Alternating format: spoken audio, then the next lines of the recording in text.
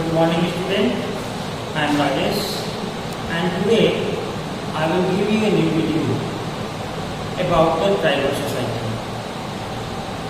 As in my previous video I already told that some tribe groups are more influential.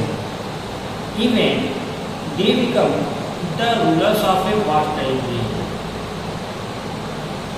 In my last video we will discuss about a particular tribe group, that is the Gonds, where we already discussed the establishment of their territory, their famous ruler, about Dalpat, Shah, Rani Durgavati as well as Veer Narayan.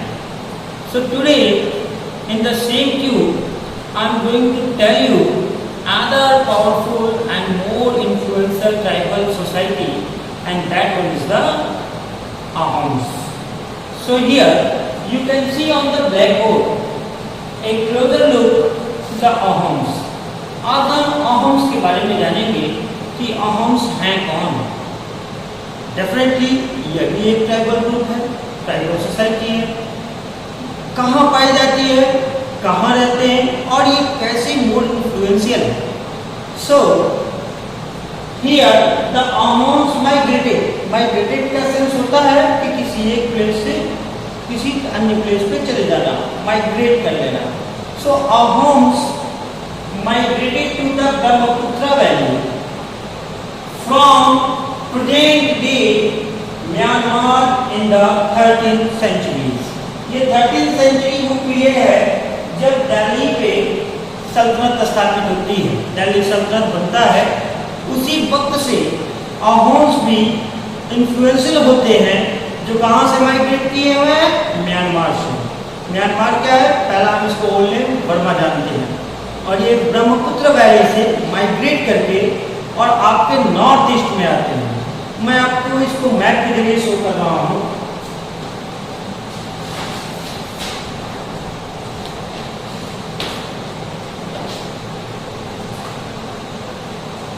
ये है,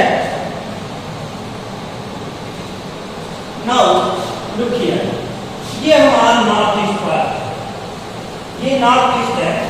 आप देखोगे आसाम का हिस्सा, ये जो आपका है नीचे आपके बांग्लादेश, मेघालय, ये सभी हमारा नॉर्थ ईस्ट पार्ट. यही जो वैली है, यहीं से आपका ब्रह्मपुत्र जो है रिवर जाती है, और इन्हीं हिस्से पे Ahoms अपनी एक वास्ट टेरिटरी की स्थापना कर देते हैं. अब ये आते कहाँ से हैं, तो ये आते हैं हमारे पड़ोसी देश म्यांमार, क्योंकि पहले बर्मा कहा जाता था, और यहीं से निकल करके और इस जगह पे नॉर्थ ईस्ट पार्ट में आकर के और वे एक, आगे हम बताएंगे कैसे इसको डिफीट करते हुए और एक वास्ट टेरिटरी की स्थापना कर देते हैं. ये इतने पावरफुल हैं कि आपने देखा था कि गोंड्स में मुगल जो आर्मी है वो सप्रेस कर देती है पूरी तरीके से. बताया था ना कि वीर नारायण और रानी दुर्गावती जब वॉर में शहीद हो जाते हैं, फिर आने वाले समय में और भी वो वीक होता जाता है, और अथवा मुगल अथॉरिटी जो है मालवा के अंदर पूरी तरीके से मर्ज कर लेती है. इट मीन्स गोंड किंगडम्स का खत्म हो जाता है. बट Ahoms ऐसी ट्राइबल सोसाइटी है जो 13th सेंचुरी से लेकर के और लगभग 19th सेंचुरी तक इस्टेब्लिश करती है. बीच में बहुत सारे मुगल अथॉरिटी आते हैं, इसको डिफीट करते हैं, but for a short period of time पूरी तरीके से इन्हें सरप्लस नहीं कर पाते हैं. आपको पता है कि दिल्ली सल्तनत, मुगल्स, फिर ब्रिटिश आते हैं. ये ब्रिटिश के पीरियड में जाकर के मुगलों के साथ, मुगलों के बाद ये Ahoms किंगडम का पतन होता है और ब्रिटिश सत्ता इसको स्थापित करती है. इस तरीके से आप कह सकते हो कि जो Ahoms किंगडम है वो मुगलों से भी ज्यादा शासन, लगभग 600 सालों तक शासन कर पाता है. So in the same way I am going to teach you the other part, and that is the Ahoms created new state by suppressing the older political system जिसे हम बुयांस कहते हैं। अब बुयांस कहाँ है, एक बार शो कर लेते हैं। ये बुयांस की बात अगर करें हम, ये बुयांस कहाँ है, तो देखिए यहाँ जो पार्ट होता है ये ब्रह्मपुत्र रीजन में, यहाँ आते हैं हमारे अहोम्स, और बुयांस जो है यहाँ पे एक लार्ज स्टेट होता है। अब ये अहोम्स क्या करते हैं कि बुयांस को डिफीट करते हैं और कैप्चर कर लेते हैं, यानी आप उनकी टेरिटरी इस पूरी तरीके से इस हिस्से में ब्रह्मपुत्र का रीजन है, ये ब्रह्मपुत्र रीजन में अब इनकी टेरिटरी यहाँ तक कैप्चर हो जाती है। बाद में इस हिस्से को भी वो कवर करते हैं, और जो मैंने आपको यहाँ लिखा हुआ है कि एक्सपेंशन ऑफ किंगडम, इस किंगडम का एक्सपेंशन कैसे होता है, विस्तार कैसे होता है। Ahoms annexed the kingdom of Chutias. They also annexed Koch, Hajo 1581, यानी ये चुटियास के किंगडम और कोच हाजो के किंगडम को भी अनेक्स करते हैं, उसको पराजित करते हैं। अब ये है कहाँ पे, तो आप देखें कि चुटिया जो है यहाँ पे उनका शासन होता है, यहाँ कोच हाजो यहाँ होता है। इस तरीके से आप नॉर्थ ईस्ट पूरे पार्ट में एक वास्ट एक्सपेंशन हो जाता है अहोम्स का। क्लियर, मैप में आप ये देखिएगा, they built a large state and for this they use firearms. कितना इंपॉर्टेंट पार्ट है firearms, ये एक बड़े स्टेट की स्थापना कर लेते हैं, और इतना आसान तो है नहीं कि सबको एनेक्स करते चलते हैं, और 6 सालों तक ये शासन कर पाते हैं। नो डाउट इस बीच में मुगल बहुत सारे अटैक करते हैं, लेकिन ये पूरी तरीके से क्रॉस नहीं कर पाते हैं। What was the reason behind it, इसके पीछे क्या रीजन है, how they become so powerful, वे इतने पावरफुल कैसे हो गए कि मुगल अथॉरिटी एक लार्ज आर्मी को भी वो पूरी तरीके से सरप्लस नहीं कर पाते हैं। सो इसका मेन रीजन ये है कि आप देखो, अच्छा हम हिस्ट्री की बात करें, कमेंट में बताइएगा कि first time fire arms, gun powder, इनका यूज किसने किया था। नो डाउट इन 1526 जब बाबर आता है, पहली बार गन पाउडर फायर आर्म्स का यूज किया जाता है। किस ईयर में, 1526। देखिए उसके पैरेलल ये कैसे अहोम्स चल रहे हैं। अहोम्स भी क्या करते हैं कि 1530s 1530 में ही सिमिलर लगभग कह सकते हो उसी रीजन में ये अपना फायर स्टेम फायर हथौड़े का उपयोग करते हैं। ये भी अपने टोपे वगैरह मंगाते हैं, इनके पास भी टोपे हो जाते हैं। अब वो सिर्फ जो है शस्त्रों से नहीं, अब ये फायर हो गया या ये कारण है, यही कारण है कि कभी मुगलों से डरे नहीं, बल्कि उनका बहुत बहादुर साथ मुकाबला किया।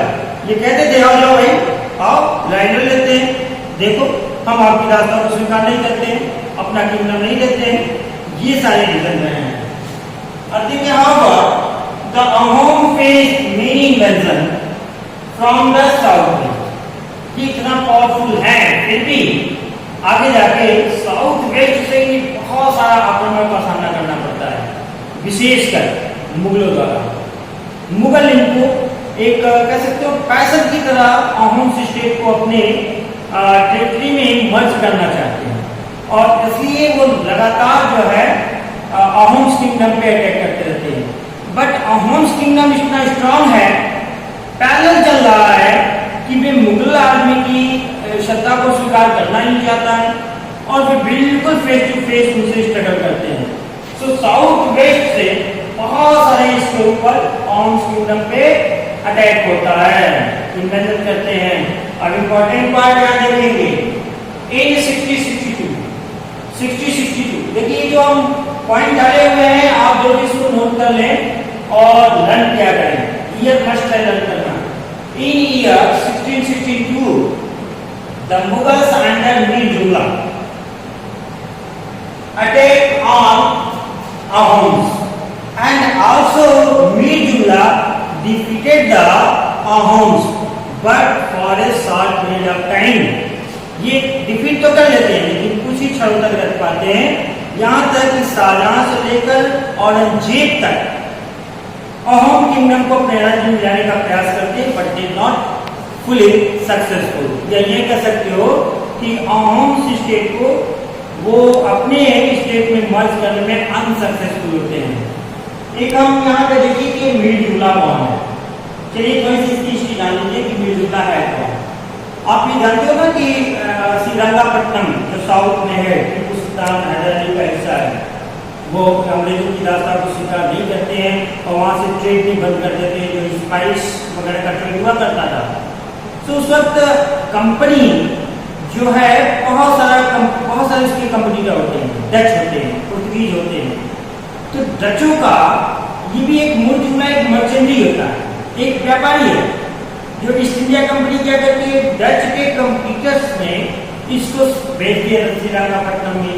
वही हमें जुमला है जो बाद में एक रिस्पॉन्सिबल और एक हायर पोजीशन पे मुगल आर्मी में स्थापित होता है और मिड जुमला ही अहोम्स पे 1662 में अटैक करता है, हराता है, परंतु बहुत ही कम समय तक। इसका और आप देख सकते हो कि जो गोलकुंडा है, बालवान जेल वगैरह इसको लेते हैं, ये सारा पीरियड वही है, इंक्लूड कीजिएगा।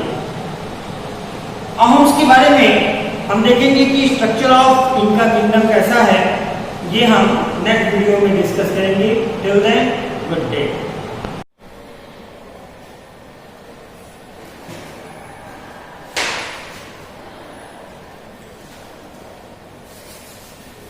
Good morning, students. Once again, I am in front of you.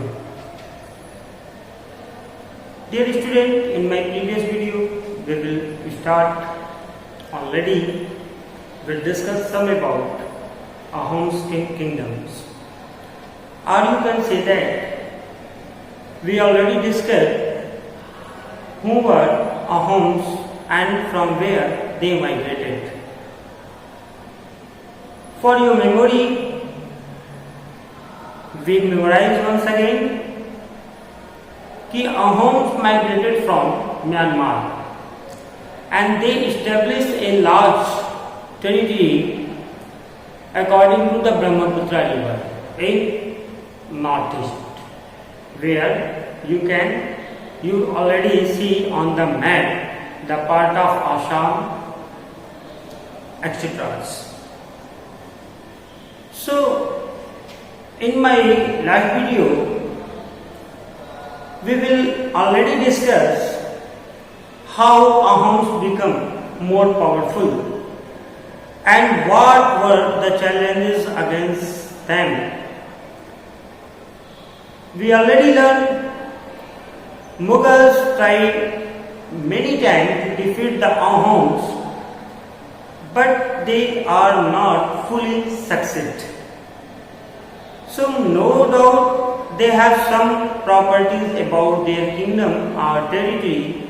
So in this video we discuss structure of Ahoms kingdom. आज हम जानेंगे कि Ahoms kingdom का स्ट्रक्चर क्या था, कैसे बना था. So look here, a closer look the Ahoms. The next topic is structure of Ahom state. कि Ahom state का स्ट्रक्चर किस तरीके से था. In my first line, you can see what I write here. कि the Ahom state dependent upon force level. ये देखिए word आ गया फोर्स लेवल. ये जो डिपेंड किस पे थे, फोर्स लेवल पे थे. अब ये वर्ड क्या है, फोर्स लेवल. हम फोर्स लेवल को हम कह सकते हैं पैक सिस्टम.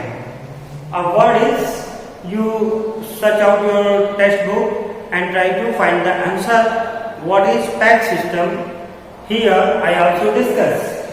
So ये जो इनका स्टेट था, भाई स्टेट है, उसमें बहुत सारे वर्क हैं, बहुत सारा कंस्ट्रक्शन वर्क है. डैम बनाना है, रोड्स बनाने हैं, बिल्डिंग्स बनानी है, जो भी चीजें हैं.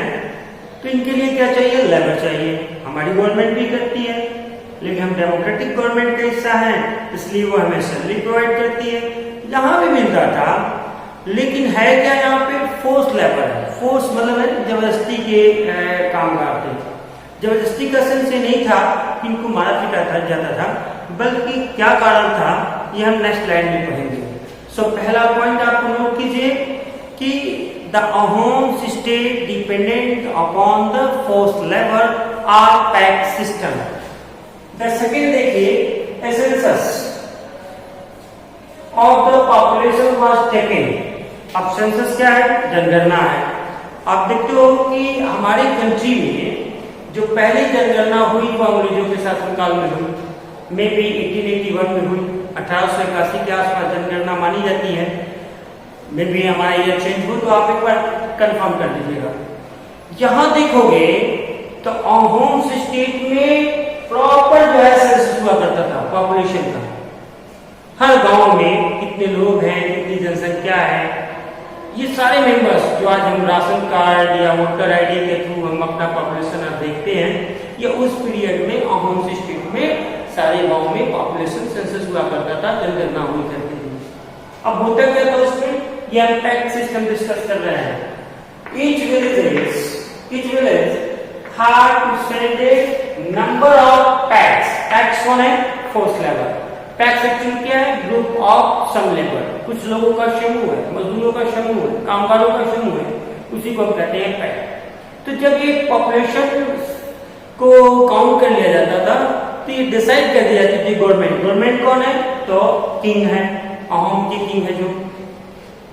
ये पहले ये फोर्स, इसलिए ये फोर्स कहा जा रहा है, इन्हें मारा पीटा नहीं जा रहा है, इनको पहले ही बता दिया जाता था हर गांव को कि you should send A number of PACS bye rotation, कि आप जो है उसमें लोगों को डिवाइड कर दिया जाता था ग्रुप में और इनको रोटेशन अनुसार जो है पैक्स में वर्क करने के लिए भेजा जाता था।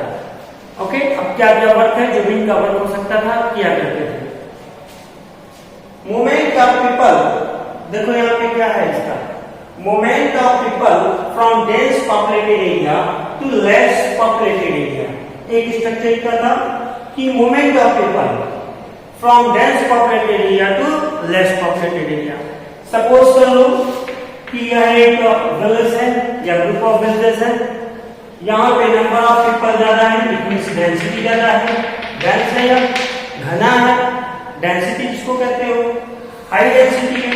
और एक दूसरा विलेज है या ए मान लीजिए, बी मान लीजिए, या ग्रुप ऑफ विलेज है, यहाँ पे पॉपुलेशन क्या है? कम है। देन क्या होता होगा कि नेचुरल रिसोर्सेज का पूरी तरीके से यूज नहीं हो पाता होगा। यहाँ पे नेचुरल रिसोर्सेज ज्यादा हो जाते हैं, पॉपुलेशन कम हो जाती है। यहाँ पे नेचुरल रिसोर्सेज तो वही है, पॉपुलेशन ज्यादा हो जाती होगी, जिससे कि दोनों जगहों पे एक बैलेंस नेचुरल रिसोर्सेज और पॉपुलेशन नहीं हो पाता था। सो इस एडमिनिस्ट्रेशन में या यूं कह सकते हो होम स्टेट जो अथॉरिटी होती थी वो पॉपुलेशन को काउंट कर लेती थी और सपोज कर लो ग्रुप ऑफ विलेजेस यहाँ पॉपुलेशन ज्यादा है तो इसको इक्वल बनाने के लिए या लगभग सेम रखने के लिए डेंस पॉपुलेटेड एरिया से कुछ लोगों को माइग्रेट कर दिया जाता था सेकंड में, जिससे कि दोनों ही जगह इक्वल पॉपुलेशन रह सके और एक बैलेंस बना जा सके। ओके, महत्वपूर्ण क्या है? Centralise administration. चाहे जितने भी ये ग्रुप बने, हम देखेंगे क्लैंस, क्लैंस ऑफ पढ़ चुके हो ना, क्लैंस कबीला जिसको कहते हैं। तो आपने गोट्स में क्या पढ़ा था क्लैंस को? बताएं, कमेंट में बताइएगा कि जो गोट्स का था क्लैंस, उन्हें आप चौरासी, भरूच या फिर आप क्या कह देते थे? ग्रहकटंगा। तो यहां भी क्लैंस थे, बहुत सारे ग्रुप थे। अच्छा, वहां आपने देखा क्या कि 7 भरूच यानी एक ग्रुप में 12 विलेजेस, 7 भरूच मिलके हो जाते थे 84 विलेजेस, तो 84 बनाते थे और ये सभी 84 मिलकर के एक ग्रह और ग्रह मिलकर के ग्रहकटंगा का निर्माण कर लेते थे। सो सिमिलर इनका भी जो क्लैंस था, ये बहुत सारे क्लैंस मिलकर के खेल बनाते थे, इन्हें खेल कहा जाता था। खेल मैंने कुछ नोट किया होगा या फिर आगे देखा जाएगा क्लियर कि इनके क्लैंस को हम खेल करते थे। अब सेंट्रलाइज एडमिनिस्ट्रेशन का क्या सेंस है? और इनके 7 खेल थे, बाद में जाके और एक्सपेंड करते हैं, इनके खेल बढ़ जाते हैं, लेकिन ऐसा माना जाता है अहोम्स के 7 खेल थे। अब ये सपोज कर लो कि बहुत सारे खेल मिल गए, बहुत सारे क्लैंस हो गए और बहुत सारे खेल मिलकर के एक लार्ज जो है किंगडम बना लिए। तो इनका एक ही सेंट्रल एडमिनिस्ट्रेशन था, एक केंद्रीय जो है इसका शासन हुआ करता था, जो वहां पर राजा होता था और इन सभी पे नियंत्रण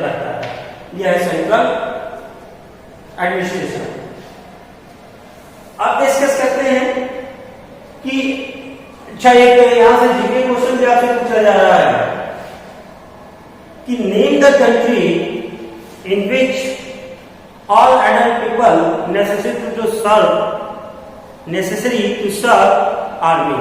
वो देश बताइए जहां पे सभी एडल्ट वयस्क लोगों को कम से कम 3 साल तक आर्मी की सेवा करनी पड़ती है।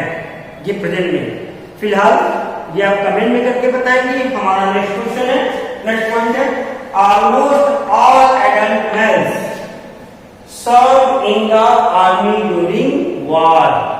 जैसा मुगलों के साथ उनका हमेशा वॉर चला करता था, तो जो भी एडल्ट, ऑलमोस्ट ऑल एडल्ट जो हैंडीकैप्ड होते थे उनकी नहीं बात हो रही है, ऑलमोस्ट इसलिए कहा जाता है, जो हेल्दी या फिर एवरी मेल्स हैं उनको नेसेसरी होता था कि वे आर्मी को ज्वाइन करते थे, मिलिट्री को ज्वाइन करते थे, सैनिक बन जाते थे ड्यूरिंग द वॉर। और जब वॉर नहीं होता था, ज्यादा वॉर इनका मुगलों के साथ हुआ है, तो ऑलमोस्ट ये काफी इंगेज रहते थे। लेकिन जब वॉर नहीं होता था, then at the other time they were engaged in building dams, irrigation system and other public works। ये जब वॉर नहीं होता था तो ये पीपल क्या करते थे कि दूसरे कामों में लगे होते थे, वही बन जाते थे टैक्स लेबर जो लोकेशन के थ्रू जाते थे। ये बिल्डिंग डैम्स बन रहा होता हो, या इरिगेशन सिस्टम है जहाँ पे राइस कल्टीवेशन। देखो इरिगेशन सिस्टम क्या था, पब्लिक वर्क क्यों कहा जाता था, पर्टिकुलर वर्क नहीं है। एक्चुअली इनका सबसे ज्यादा कल्टीवेट करते थे राइस। ये राइस में होता क्या था कि सभी जो है फोर्स लेबर जो है ये एक एरिया में सभी मिल करके राइस कल्टीवेट करते थे और फिर उसी राइस को सभी लोगों में डिस्ट्रीब्यूट कर दिया जाता था। तो एक पब्लिक वर्क है, उनको रिसोर्सेज दिए जाते थे खाने के लिए। एक रीजन यहाँ पे और था, बहुत इंपॉर्टेंट पार्ट है इसका, कि जैसे मैंने बताया कि जो क्लैंस है वो खेल्स में होते हैं और खेल्स विलेजेस, बहुत सारे विलेजेस मिलकर खेल्स बनाते हैं।